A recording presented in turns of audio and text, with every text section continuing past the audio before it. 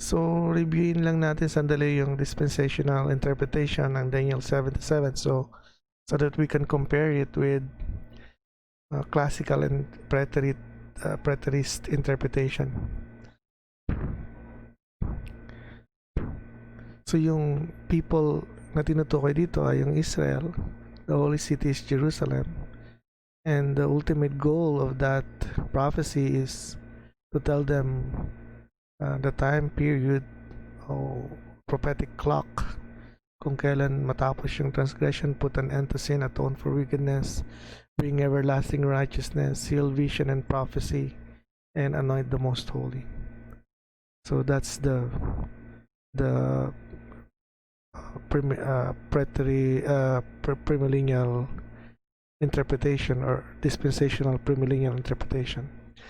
At ang starting point is from the command to restore and rebuild Jerusalem, and then from that starting point may milestone dito, the anointed one, the Messiah, Jesus, the King Jesus, he comes, triumphal entry ang fulfillment niyan, and that would happen after 7:7 and 62 sevens, so 49 plus 434 years.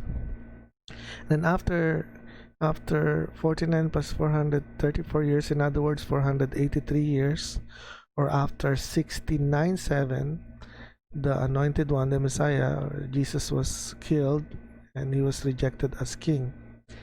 And then because of that, the people of the ruler will come as a punishment sent by God, the foreign power,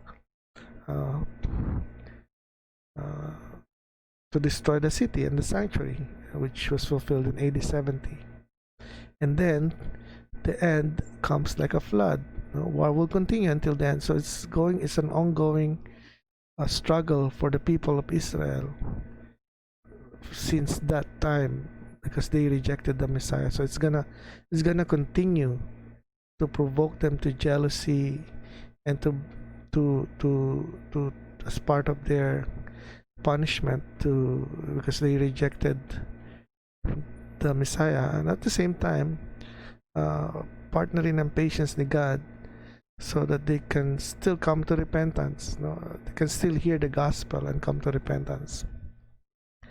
And if we look back yung mga significant events sa history na yan, that is related to how much the Jews struggled. In AD 70, 1 million Jews were killed. Makikita natin yung arc na ito sa Rome with historical reference to that event.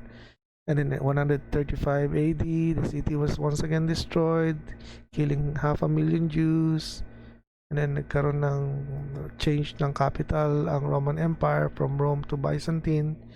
And then the Muslim took control of Jerusalem and built Dome of the Rock on Mount Moriah, where the temple, original temple, used to sit or used to stand. So they cannot rebuild that temple because of that. And then World War II happened, 4 million Jews killed. And then 1948, they were gathered back to Israel. And so this is ongoing. This is ongoing as part of punishment of God, and as well as to provoke them to jealousy, as well as partnering ng patience ni God so that they can still come to repentance. But yung 1:7 na yun, the ruler who will come, nangyari na to ng AD 70, this portion remains unfulfilled. This part of this prophecy, the ruler, hindi pa dumarating in the ruler. So this ruler is the Antichrist, and that will be fulfilled in one remaining 7 that is detached from the rest of the prophecy. So hindi siya sa dispensational interpretation, yung one remaining 7 is detached from 7:7 and 62:7. Hindi siya tuloy-tuloy na putol siya, nagkaroon siya ng gap. Meron siyang interval na mahabang period. So that remaining 7 will happen when the Antichrist is revealed.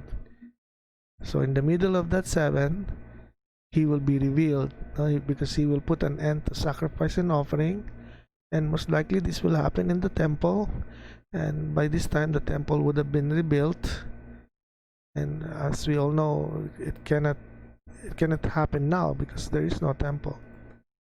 So there in the middle of the seven, he will set up an abomination, just like what Antiochus did in 160 BC. And then this will happen until the end is decreed, is poured out on him, on the Antichrist. So this remains unfulfilled. This is prolonged, and only God knows when this will come to pass.